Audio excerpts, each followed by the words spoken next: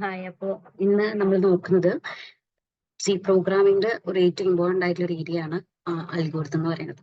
Okay, programming language പഠിക്കുകയാണെങ്കിൽ ഒരാൾക്ക് algorithm എന്താണെന്നും അതുപോലെ എന്താ ഫ്ലോ ചാർട്ട് എന്നും മനസ്സിലാവണം. ഓക്കെ, സോ അൽഗോരിതം എന്ന് പറയുന്നത് ഒരു പ്രോഗ്രാമിന്റെ സ്റ്റെപ്പ് ബൈ സ്റ്റെപ്പ് ഇൻസ്ട്രക്ഷൻസിനെ നമ്മൾ ബ്രേക്ക് ഡൗൺ ചെയ്ത് എക്സ്പ്ലെയിൻ ചെയ്യുകയാണെന്നുണ്ടെങ്കിൽ we can call it as an algorithm. It like we can say it's a step by step procedure which describes a task.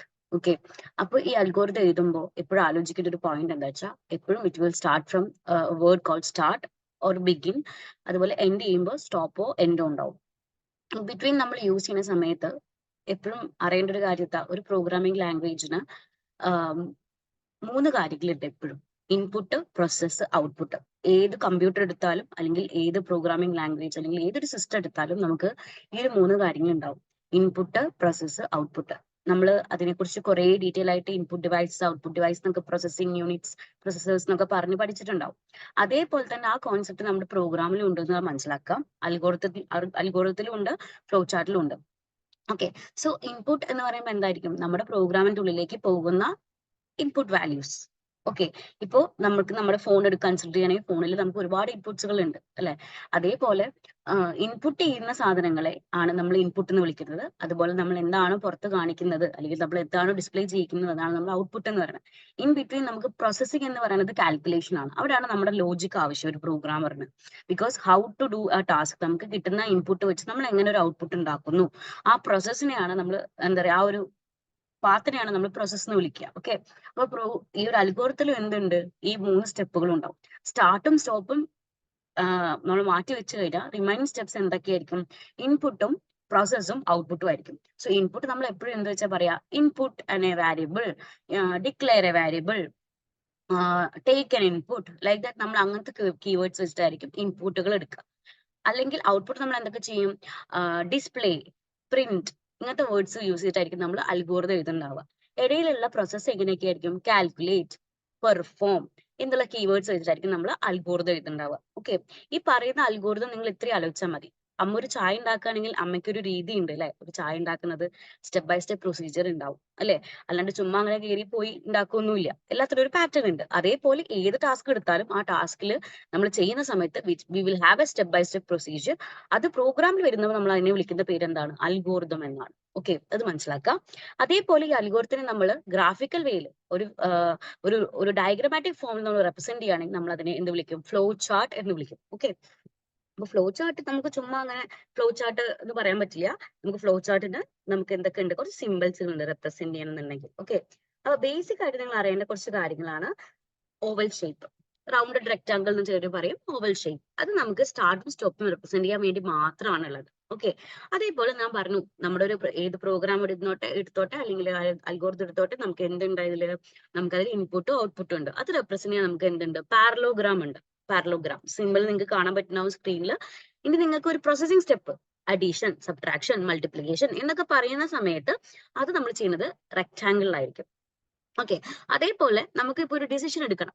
എനിക്ക് ഇന്ന് വീട്ടിൽ നിന്ന് പുറത്തു പോകുന്നുണ്ടോ, അല്ലെങ്കിൽ എനിക്ക് വോട്ട് ചെയ്യാൻ എലിജിബിൾ ആണോ എന്നൊക്കെ നമ്മൾ ഒരു കണ്ടീഷൻ ചോദിക്കുകയാണ്, ഒരു ക്വസ്റ്റ്യൻ ചോദിക്കുകയാണെന്നുണ്ടെങ്കിൽ നമ്മൾ അതിനെ ഡിസിഷൻ മേക്കിംഗ് എന്ന് പറയും. അത് നമ്മൾ യൂസ് ചെയ്യുന്ന ഡയമണ്ട് എന്നുള്ള ആ ഒരു സിമ്പൽ വെച്ചിട്ടാണ്. ചിലർ റോംബസ് എന്ന് വിളിക്കും. അത് മെയിൻലി ഡിസിഷൻ മേക്ക് ചെയ്യാൻ വേണ്ടിയിട്ടാണ്. നമുക്കറിയാം, ഒരു പ്രോസസ്സ് നടക്കുന്ന സമയത്ത് വി നോ ഒരുപാട് ഡിഫറെന്റ് ഡയറക്ഷനിലൂടെ പോകും.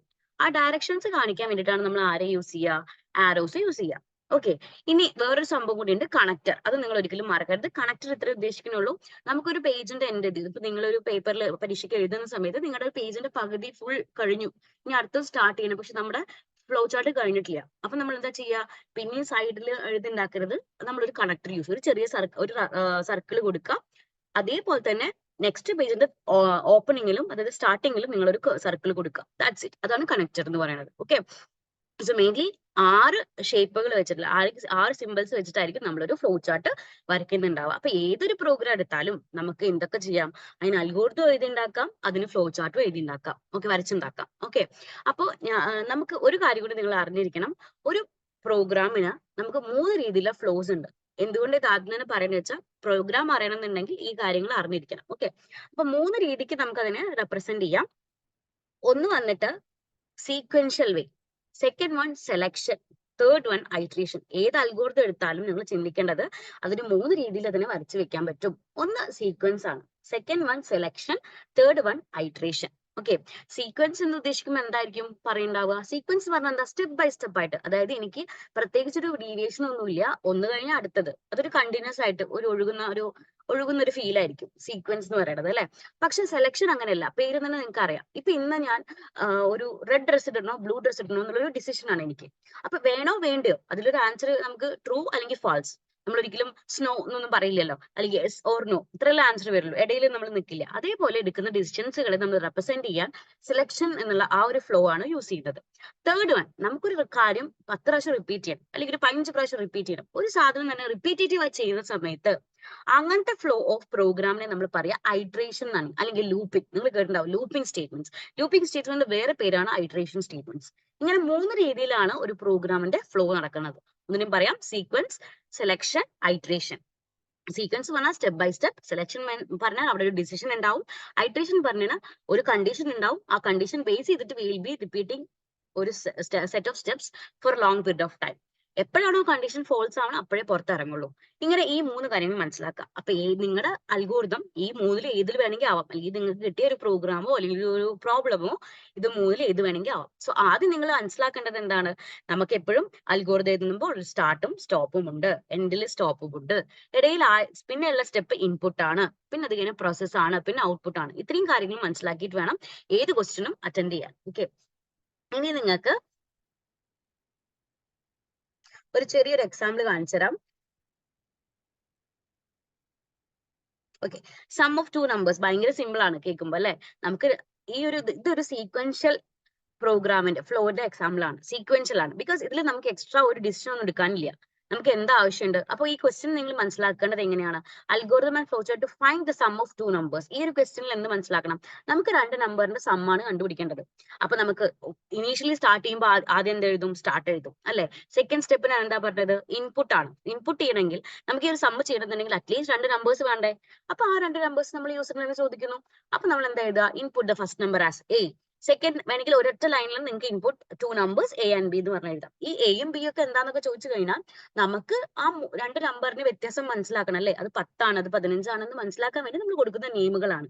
ഇറ്റ് ഷുഡ് ബി ഡിഫറെന്റ്, അല്ലെ? എന്നാലല്ലേ, ഇപ്പൊ എന്റെ പേര് ദിവ്യ എന്നാണ്, വേറൊരാളുടെ പേര് വേറെ എന്തെങ്കിലും ആയിരിക്കും. അപ്പം ഓരോരുത്തരെ ഐഡന്റിഫൈ ചെയ്യുന്നത് എന്ത് ബേസിസ്? അവരുടെ നെയിം വെച്ചിട്ടാണ്. അതേപോലെ നമ്മുടെ പ്രോഗ്രാമിൽ നമുക്ക് ആവശ്യമുണ്ട്. ഓക്കെ, അപ്പൊ input first number, input second number. അടുത്ത സ്റ്റെപ്പ് എന്തായിരിക്കും? ഫസ്റ്റ് ഇൻപുട്ട് കഴിഞ്ഞു, ഇനി അടുത്ത എന്തായിരിക്കും? പ്രോസസ് ആയിരിക്കും, അല്ലെ? പ്രോസസ് എന്ന് പറയുമ്പോൾ എന്താ? പ്രോസസ് എന്താണ്? നമുക്ക് ഇവിടെ എന്താ ചെയ്യാനുള്ള പ്രോസസ്? നമ്മുടെ ടാസ്ക് എന്താണ്? ആഡ് ചെയ്യുക എന്നുള്ളതാണ്. ആഡ് ചെയ്യാൻ നമ്മൾ ഏത് സിമ്പിളാണ് യൂസ് ചെയ്യുക? പ്ലസ് യൂസ് ചെയ്യുക. സോ നമ്മൾ എന്ത് ചെയ്യും?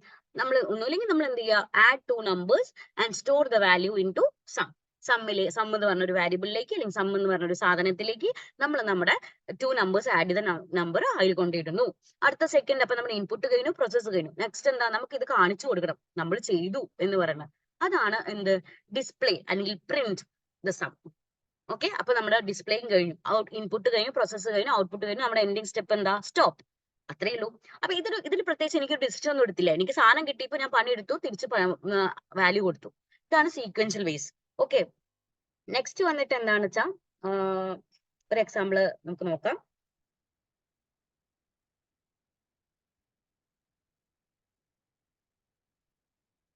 ഓക്കെ, ഇപ്പൊ ഇതില് സ്മോളസ്റ്റ് ഓഫ് 2 നമ്പേഴ്സ്, ഇത് നമുക്കൊരു ബെസ്റ്റ് എക്സാമ്പിൾ ആണ് ഇതിന്റെ സെലക്റ്റീവിന്റെ. ബിക്കോസ് എനിക്ക് 2 നമ്പർ കിട്ടിയ ഇത് മറ്റേതിനേക്കാൾ ചെറുതാണോ എന്ന് നോക്കുകയാണ് ടാസ്ക്. അപ്പൊ നമുക്ക് അറിയണം, അല്ലെ? ഇപ്പൊ ഈ ഒരു ക്വസ്റ്റ്യനിൽ നമുക്കൊന്ന് ആലോചിച്ചാൽ മതി. Find the smallest of 2 numbers.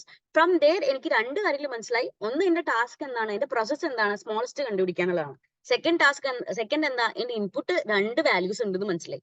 Okay, ഇത്രയും കാര്യങ്ങൾ എനിക്ക് ആ ക്വസ്റ്റ്യൻ തന്നെ മനസ്സിലായി. അപ്പൊ ഞാൻ എന്താ ചെയ്യുക? ഇനീഷ്യലി ആദ്യം സ്റ്റാർട്ട് ചെയ്തു. സെക്കൻഡ് വൺ എന്താ ചെയ്യുക? Input 2 numbers A and B എന്നോ പി ആൻഡ് ക്യൂ എന്നോ നം 1 നം 2 എന്നോ നിങ്ങൾക്ക് ഇഷ്ടമുള്ള പേര് കൊടുക്കാം. പക്ഷെ നിങ്ങൾക്ക് അത് മനസ്സിലാവണം നിങ്ങൾ എന്തിനാണ് അത് യൂസ് ചെയ്യുന്നത് എന്നുള്ളത്. തേർഡ് സ്റ്റെപ്പ് എന്തായിരിക്കും? എനിക്ക് ജസ്റ്റ് എന്താ അറിയണം? ഫസ്റ്റ് നമ്പർ രണ്ടാമത്തെ നമ്പറിനേക്കാൾ വലുതാണോ അല്ലെങ്കിൽ ചെറുതാണോ? ഓക്കെ, ഇത് രണ്ടിലും അപ്ലിക്കബിൾ ആവും. ലാർജസ്റ്റ് ഓഫ് 2 നമ്പേഴ്സിലും സ്മോളസ്റ്റ് ഓഫ് 2 നമ്പേഴ്സിലും ഇത് യൂസ് ചെയ്യാം. അപ്പൊ എനിക്ക് ഇവിടെ ആവശ്യം എന്താ? ഫസ്റ്റ് നമ്പർ സെക്കൻഡ് നമ്പറേക്കാൾ ചെറുതാണോ? ആണെങ്കിൽ എനിക്ക് എന്ത് പറയാം? ഫസ്റ്റ് നമ്പർ ചെറുതാണ്.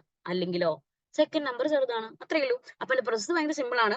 അപ്പൊ ഞാൻ എന്താ ചെയ്യാ, ഞാൻ എന്റെ റോംബസ് സിമ്പൽ യൂസ് ചെയ്തിട്ടാണ് ഞാൻ കാണിക്കുക. എന്ത്, ഇഫ് നം ലെസ് ദാൻ നം 2 എനിക്ക് എന്ത് പറയാം, എസ് ആണെങ്കിൽ എനിക്ക് പ്രിന്റ് ചെയ്യാം നം 1 ഇസ് ദ സ്മോളസ്റ്റ്, അല്ലെങ്കിൽ എനിക്ക് എന്ത് പറയാം, നം 2 ഇസ് ദ സ്മോളസ്റ്റ്. കഴിഞ്ഞു, പണി കഴിഞ്ഞു, നമ്മുടെ പ്രോസസ്സ് കഴിഞ്ഞു. നമ്മൾ അതിന്റെ ഇടയിൽ കൂടെ പ്രിന്റും ചെയ്തു, നമ്മളുടെ ഇൻപുട്ട് പ്രോസസ്സ് പ്രിന്റ് ഒക്കെ കഴിഞ്ഞു, ഡിസ്പ്ലേ ഒക്കെ കഴിഞ്ഞു. അപ്പൊ ഇനി ബാക്കി എന്താണ്, സ്റ്റോപ്പ്. അപ്പൊ ഇതൊന്നും എന്ത് നമുക്ക് മനസ്സിലായി, നമുക്ക് ഒരു കാര്യം നമുക്ക് ഡിസിഷനിലൂടെ നമുക്ക് കണ്ടുപിടിക്കാൻ പറ്റും. ഇതൊരു ഡിസിഷൻ മേക്കിംഗ് അല്ലെങ്കിൽ സെലക്ഷൻ സ്റ്റേറ്റ്മെന്റ്സിന്റെ ഒരു എക്സാമ്പിൾ ആണ്.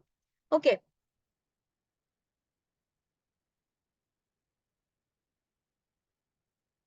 ഓക്കെ. ഇനി നമുക്ക് ഒരു ഇതിന്റെ കാണണം, ഐട്രേഷൻ, ലൂപ്പിങ്ങിന്റെ കാണണം. ലൂപ്പിംഗ് എപ്പോഴും ആലോചിച്ചാൽ മതി, നമുക്കൊരു കാര്യം റിപ്പീറ്റേറ്റീവ് ചെയ്യണമെന്നുണ്ടെങ്കിൽ ചെറിയ രീതിയിൽ നമുക്ക് എങ്ങനെ പെട്ടെന്ന് ചെയ്യാൻ പറ്റും എന്നുള്ളത് നോക്കാം. അപ്പൊ ഇതില് നമുക്കറിയാം, ഇതിൽ ക്വസ്റ്റ്യൻ ഇങ്ങനെയാണ്, find even numbers between 1 to 50. 1 മുതൽ 50 വരെയുള്ള ഈവൻ നമ്പേഴ്സ് കണ്ടുപിടിക്കുക എന്നുള്ളതാണ്. അത് കുറച്ച് വലിയ ടാസ്ക് ആണല്ലേ, കാരണം 1 മുതൽ 50 വരെ പോകണം. അപ്പൊ എന്താണ് ഇവിടെ നടക്കണേ, എനിക്കറിയാം എന്റെ ഇനീഷ്യൽ സ്റ്റാർട്ട് എപ്പോഴും 1 ആണെന്നും എന്റെ എൻഡ് 50 ആണെന്നുള്ളതും അല്ലെ. അപ്പൊ നമുക്ക് എപ്പോഴും ഐട്രേഷൻ ടൈപ്സ് പ്രോഗ്രാമുകൾ നോക്കുമ്പോൾ ആലോചിക്കേണ്ടത് എന്താ വെച്ചാൽ, ഐട്രേഷനുകളിൽ എവിടെ നിന്നാണോ സ്റ്റാർട്ട് ചെയ്യുന്നത് അതുപോലെ എവിടെയാണ് എൻഡ് ചെയ്യണമെന്ന് അവർ ക്ലിയർ ആയിട്ട് പറയും. ഓക്കെ, അപ്പൊ നമുക്ക് അതിനനുസരിച്ച് വർക്ക് ചെയ്യാം. അപ്പൊ ഇനീഷ്യലി നമ്മൾ ആദ്യം എന്ത് ചെയ്യും, സ്റ്റാർട്ട് ചെയ്തു. നെക്സ്റ്റ് ഞാൻ പറഞ്ഞു, നമ്മൾ എവിടെ നിന്നാണ് സ്റ്റാർട്ട് ചെയ്യുന്നത് അതാണ് നമ്മുടെ ഫസ്റ്റ് സ്റ്റെപ്പ് എന്ന് പറയുന്നത്. ഓക്കെ, അപ്പൊ അതാണ് നമ്മുടെ ഫസ്റ്റ് സ്റ്റെപ്പ്. സോ ഹിയർ നമുക്കറിയാം, നമ്മളൊരു ചെറിയൊരു വാരിയബിൾ എടുത്തു, അല്ലെങ്കിൽ ഐ ഈക്വൽ ടു ഐ എന്ന് പറഞ്ഞൊരു വാരിയബിൾ എടുത്തു, കൗണ്ട് ചെയ്യാൻ വേണ്ടി. നിങ്ങൾക്ക് കൗണ്ട് ഈക്വൽ ടു നോക്കി കൊടുക്കാം കേട്ടോ, അത് നിങ്ങളുടെ ഇഷ്ടമാണ്. അപ്പോ ഐ ഈക്വൽ ടു 1 എന്ന് പറഞ്ഞു കൊടുത്തു. എന്നിട്ട് നമ്മൾ എന്താ ചെക്ക് ചെയ്യണത്, നമ്മൾ ചെക്ക് ചെയ്യാണ് ഐ 50 വലുതാണോ. എന്തുകൊണ്ടാണ് ചോദിക്കണേ, നമുക്ക് 50 വരെ പോയാൽ മതി, അതുകൊണ്ട്. അപ്പൊ ഐ ഗ്രേറ്റർ ദാൻ 50 ആണോ, ആണെന്നുണ്ടെങ്കിൽ നമ്മൾ എന്താ ചെയ്യണത്, ആണെന്നുണ്ടെങ്കിൽ നമുക്ക് ഈ പരിപാടി നിർത്താം. അപ്പൊ നമ്മൾ നേരെ സ്റ്റോപ്പിലേക്ക് വിട്ടു. അല്ല, ഐയുടെ വാല്യൂ 50 വലുതല്ല എന്നുണ്ടെങ്കിൽ നമ്മൾ എന്താ ചെയ്യാ, നോ ആണെങ്കിൽ എന്ത് ചെയ്യും, നമ്മൾ ജസ്റ്റ് ചെക്ക് ചെയ്യണമെന്ന് എന്താ, നമുക്ക് ഈവൻ നമ്പർ കിട്ടണമെന്നുണ്ടെങ്കിൽ എങ്ങനെ നിങ്ങൾ പഠിച്ചിരിക്കണേ, ഈവൻ നമ്പർ എന്ന് പറയുമ്പോൾ നമുക്ക് ആ നമ്പർ ഡിവൈഡ് ചെയ്ത് കിട്ടുമ്പോൾ റിമൈൻഡർ എപ്പോഴും 0 ആയിരിക്കും. ഇപ്പൊ 14 എടുത്തിട്ട് 2 വെച്ച് ഡിവൈഡ് ചെയ്തതിന് എന്ത് കിട്ടും, നിങ്ങൾക്ക് എന്താ കിട്ടുക, 0 ആയിരിക്കും റിമൈൻഡർ കിട്ടുക. പക്ഷെ 15/2 ചെയ്തതിന് നിങ്ങൾക്ക് എത്ര കിട്ടുക, 7 ആണ് നമ്മൾ അല്ലെ, അത് 7 2s are 40, റിമൈൻഡർ 1 വരും. സോ നമുക്കറിയാം ഒരു നമ്പറിനെ നമുക്ക് ഡിവൈഡ് ചെയ്യുമ്പോൾ അതിന്റെ റിമൈൻഡർ കിട്ടാൻ നമുക്ക് 0 ആണ് കിട്ടുന്നെങ്കിൽ നമുക്ക് അത് ഈവൻ നമ്പർ ആണെന്ന് പറയാൻ പറ്റും. ആ കണ്ടീഷനാണ് ഇവിടെ യൂസ് ചെയ്തിരിക്കുന്നത്. ഇവിടെ i%2 ഈക്വൽ ടു 0. നമ്മൾ ജസ്റ്റ്, നിങ്ങൾക്ക് അതും ചെയ്യാൻ പറ്റില്ല എന്നുണ്ടെങ്കിൽ ജസ്റ്റ് വിചാരിച്ചാൽ മതി, ഡിവൈഡ് ചെയ്ത് if the remainder is equal to എന്നുള്ള രീതിക്ക് നിങ്ങൾക്ക് എഴുതാം. Divide the number by 2 and check if the remainder is 0. അങ്ങനെ നിങ്ങൾ കണ്ടീഷൻ എഴുതണമെങ്കിൽ എഴുതാം. ഇഫ് കണ്ടീഷൻ റിമൈൻഡർ 0 ആണെന്നെങ്കിൽ വി ക്യാൻ സേ എന്ത്, അടുത്ത സ്റ്റെപ്പിലേക്ക് എസ് ആണെങ്കിൽ ആ ഐ പ്രിന്റ് ചെയ്യുക, നമ്മുടെ ആ വാല്യൂ പ്രിന്റ് ചെയ്യുക. അല്ല എന്നുണ്ടെങ്കിൽ എന്ത് ചെയ്യുക, എഗെയിൻ നമ്മൾ ഐ ഈക്വൽ ടു i+1 ചെയ്യുക. അതായത് നമുക്ക് 1 നിന്ന് 2 പോകണം, 2 നിന്ന് 3 പോകണം, ഏത് വരെ പോകണം, നമ്മൾ 50 വരെ പോകണം. അപ്പൊ ഈ ഒരു സ്റ്റെപ്പ് കണ്ടിന്യൂസ് ആയിട്ട് റിപ്പീറ്റ് ചെയ്യും അൺടിൽ ആ കണ്ടീഷൻ എന്താ ഫെയിൽ ആവണ വരെ. അതായത് ഐന്റെ വാല്യൂ 50 വലുതാവുന്ന കേസ് വരെ നമ്മൾ ഈ കാര്യം റിപ്പീറ്റ് ചെയ്തുകൊണ്ടിരിക്കുകയാണ്. അതുകൊണ്ടാണ് നമ്മൾ അതിനെ എന്ത് പറയണത്, ഐട്രേഷൻ അല്ലെങ്കിൽ ലൂപ്പിംഗ് സ്റ്റേറ്റ്മെന്റ്സ് എന്ന്. അപ്പൊ ഏകദേശം ഒരു ഐഡിയ എന്താണ്, എങ്ങനെയാ ചെയ്യേണ്ടത് മനസ്സിലാക്കുക. ഏത് ക്വസ്റ്റ്യൻ കിട്ടിയാലും നിങ്ങൾ മനസ്സിലാക്കേണ്ട രീതി ഇതാണ്, എന്താണ് അതിന്റെ ഇൻപുട്ട്, എന്ത് പ്രോസസ്സാണ് നമ്മൾ ചെയ്യാൻ പോണത്. ഇത്രയും കാര്യങ്ങൾ അറിഞ്ഞു കഴിഞ്ഞാൽ നിങ്ങൾക്ക് മനസ്സിലാക്കാൻ പറ്റും. അതേപോലെ അത് ബേസ് ചെയ്തിട്ട് തന്നെയാണ് നിങ്ങളുടെ സിമ്പിൾസുകളും യൂസ് ചെയ്യേണ്ടത്. ഇപ്പൊ ഒരു ഇൻപുട്ട് സിമ്പിൾ ആണ് അല്ലെങ്കിൽ ഔട്ട്പുട്ട് ആണ് ചെയ്യേണ്ടതെങ്കിൽ നമ്മൾ പാരലോഗ്രാം ആണ് യൂസ് ചെയ്യുക. നിങ്ങൾക്ക് ഒരു ഡിഷ് എടുക്കണമെങ്കിൽ അതൊരു ഒരു ഡയമണ്ട് ഷേപ്പ് ആണ് യൂസ് ചെയ്യുക. പ്രിന്റ് ചെയ്യുകയാണെങ്കിൽ നിങ്ങൾ റെക്ടാങ്കിൾ ഷേപ്പ് ആണ് യൂസ് ചെയ്യുക ഫോർ ഫ്ലോ ചാർട്ട്. ഓക്കെ, നമുക്ക് അൽഗോരിതം എങ്ങനെ വേണമെങ്കിലും എഴുതാം, but it should be conveyable to anybody who reads the algorithm. വായിക്കുന്ന ഒരാൾക്ക് ഈ അൽഗോരിതം മനസ്സിലാവണം, അതായത് എന്തിനു വേണ്ടിയാണ് ഇത് ചെയ്യുന്നത്. അത്രയും സിമ്പിൾ ആയിട്ട് എഴുതാൻ നോക്കുക. ഓരോ സ്പെസിഫിക് ആയിട്ട് ഓരോ ലൈൻസും സ്പെസിഫിക് ആയിട്ട് ഓരോ സ്റ്റെപ്സുകളായിട്ട് കൊടുക്കാൻ ശ്രമിക്കുക. So it will become more readable. Okay, അത്രയേ ഉള്ളൂ. Thank you.